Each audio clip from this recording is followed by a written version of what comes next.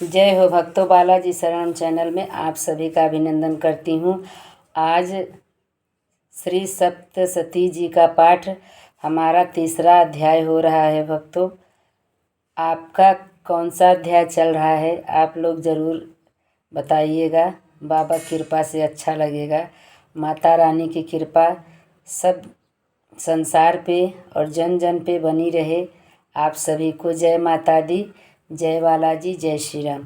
सर्वमंगल मांगल्ये शिवे सर्वार्थ साधिके शरण्ये त्र्यंबके गौरी नारायणी नमोस्तुते।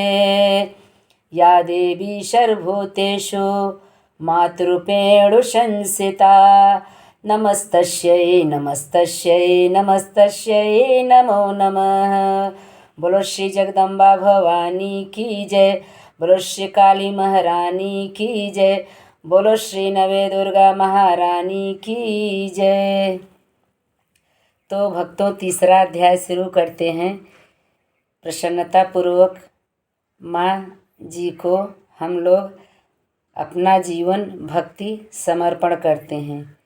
तीसरा अध्याय, सेनापतियों सहित महिषासुर का वध। जगदम्बा के श्री अंगों की कांति उदय काल के सहस्त्रों सूर्यों के समान है। वे लाल रंग की रेशमी साड़ी पहने हुए हैं। उनके गले में मुंडमाला शोभा पा रही हैं। दोनों स्तनों पर रक्त चंदन का लेप लगा है। वे अपने कर कमलों में जप मालिका, विद्या और अभय तथा वर नामक मुद्राएं धारण किए हुए हैं। तीन नेत्रों से सुशोभित मुखार बिंद की बड़ी शोभा हो रही है। उनके मस्तक पर चंद्रमा के साथ ही रत्नमय मुकुट बंधा है तथा वे कमल के आसन पर विराजमान हैं। ऐसी देवी को मैं भक्ति पूर्वक प्रणाम करता हूँ। ऋषि कहते हैं, दैत्यों की सेना को इस प्रकार तहस नहस होते देख महादैत्य सेनापति चिछुर क्रोध में भरकर अंबिका देवी से युद्ध करने के लिए आगे बढ़ा। वह असुर रणभूमि में देवी के ऊपर इस प्रकार बाणों की वर्षा करने लगा जैसे बादल मेरुगिरी के शिखर पर पानी की धार बरसा रहा हो। तब देवी ने अपने बाणों से उसके बाण समूहों को अनायास ही काटकर उसके घोड़ों और सारथी को भी मार डाला।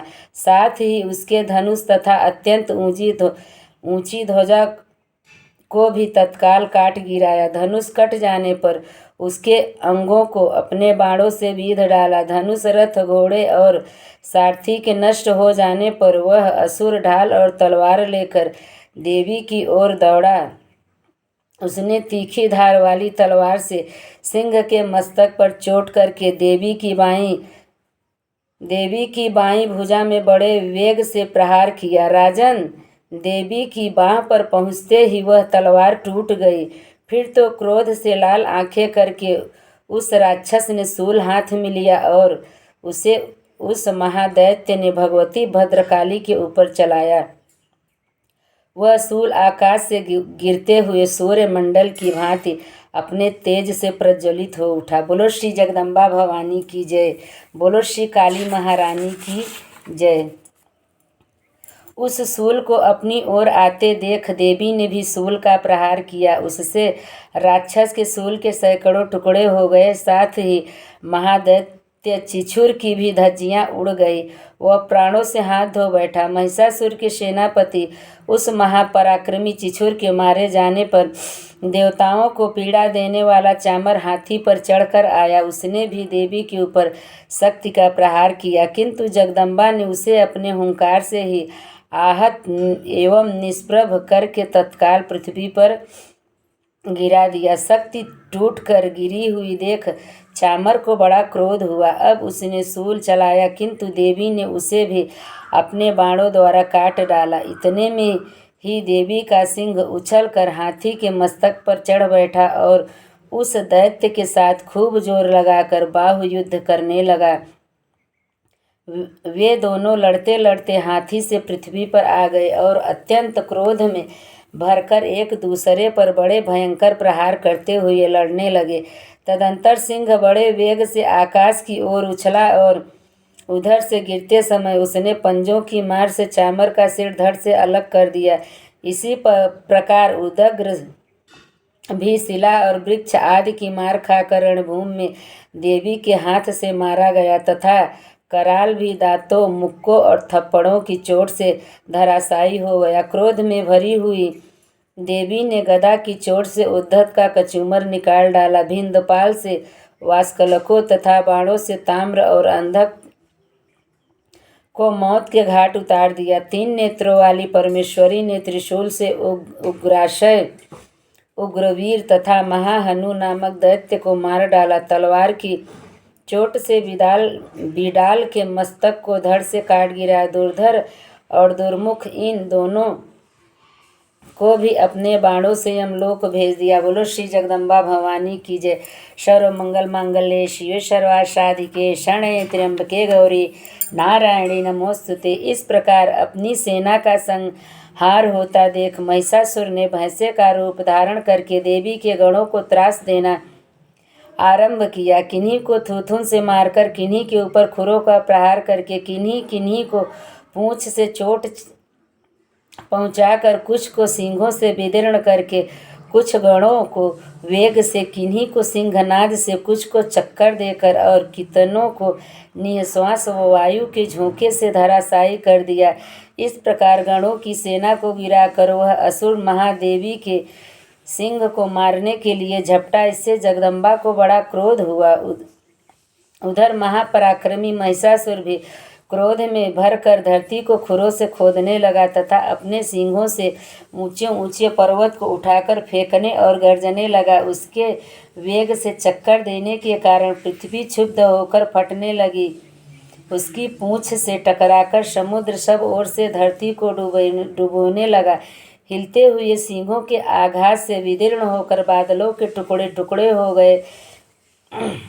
उसके श्वास की प्रचंड वायु के वेग से उड़े हुए सैकड़ों पर्वत आकाश से गिरने लगे। इस प्रकार क्रोध में भरे हुए उस महादैत्य को अपनी ओर आते देख चंडिका ने उसका वध करने के लिए महान क्रोध किया। उन्होंने पास फेंक कर उस महान असुर को बांध लिया। उस महासंग्राम में बंध जाने पर उसने भैंसे का रूप त्याग दिया और तत्काल सिंह के रूप में वह प्रकट हो गया। उस अवस्था में जगदम्बा ज्यों ही उसका मस्तक काटने के लिए उद्धत हुई, त्यों ही वह खड्गधारी पुरुष के रूप में दिखाई देने लगा। तब देवी ने तुरंत ही बाणों की वर्षा करके ढाल और तलवार के साथ उस पुरुष को भी बीध डाला। इतने में ही वह महान गजराज के रूप में परिणित हो गया तथा अपनी सूंड से देवी के विशाल सिंह को खींचने और गर्जने लगा। बोलो श्री जगदम्बा भवानी की जय।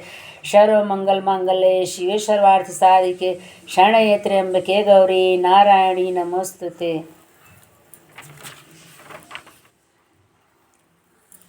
खींचते समय देवी ने तलवार से उसकी सूंड काट डाली। तब उस महादैत्य ने पुनः भैंसे का शरीर धारण कर लिया और पहले की ही भांति चराचर प्राणियों सहित तीनों लोकों को व्याकुल करने लगा। तब क्रोध में भरी हुई जग माता चंडिका बारंबार उत्तम मधु का पान करने और लाल आंखें करके हंसने लगी।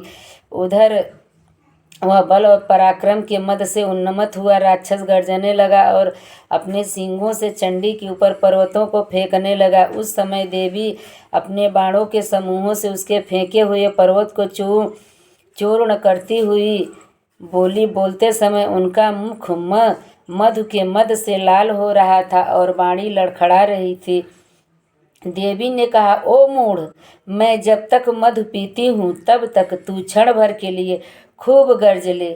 मेरे हाथ से यहीं तेरी मृत्यु हो जाने पर अब शीघ्र ही देवता भी गर्जना करेंगे। ऋषि कहते हैं, यों कहकर देवी उछली और उस महादैत्य के ऊपर चढ़ गए। फिर अपने पैरों से उसे दबाकर उन्होंने शूल से उसके कंठ में आघात किया। उनके पैरों से दबा होने पर भी महिषासुर अपने मुख से दूसरे रूप में बाहर होने लगा। अभी आधे शरीर से ही वह बाहर निकलने पाया था कि देवी ने अपने प्रभाव से उसे रोक दिया। आधा निकला होने पर भी वह महादैत्य देवी से युद्ध करने लगा। तब देवी ने बहुत बड़ी तलवार से उसका मस्तक काट गिराया। फिर तो हाहाकार करती हुई दैत्यों की सारी सेना भाग गई तथा संपूर्ण देवता अत्यंत प्रसन्न हो गए। देवताओं ने दिव्य महर्षियों के साथ दुर्गा देवी का स्तवन किया। गंधर्व गाने लगे तथा अप्सराएं नृत्य करने लगी। बोलो श्री जगदम्बा भवानी की जय। भक्तों, तीसरा अध्याय पूर्ण हुआ। अब हम पुनः चौथा अध्याय शुरू करेंगे। माता जी की कृपा जन जन और संसार के लोगों पे बनी रहे। काली माँ की कृपा सब प्रकार से संसार पे बरसती रहे और सभी विघ्न बाधाएं हम जैसे दीनों की माता रानी की कृपा से दूर होती रहे। सर्व मंगल मांगल्ये शिवे सर्वार्थ साधिके शरण्ये त्र्यंबके गौरी नारायणी नमस्तुते। सच्ची में भक्तों, सच में भक्तों, भक्ति करने पर जीवन बदल जाता है। आज जो भी हमारे जीवन में आप देख रहे हो सब मेरे हर हर महादेव श्री बालाजी महाराज की कृपा से है। सच में आप सबसे मैं प्रार्थना करती हूँ आप सब भी भक्ति से जुड़िए। संसार में कहीं से भी घूम के आएंगे पर आपको सुख मिलने वाला नहीं है। सुख तो केवल सच्ची भक्ति में मिलेगा। आप सभी को जय श्री राम, जय बालाजी, जय माता दी।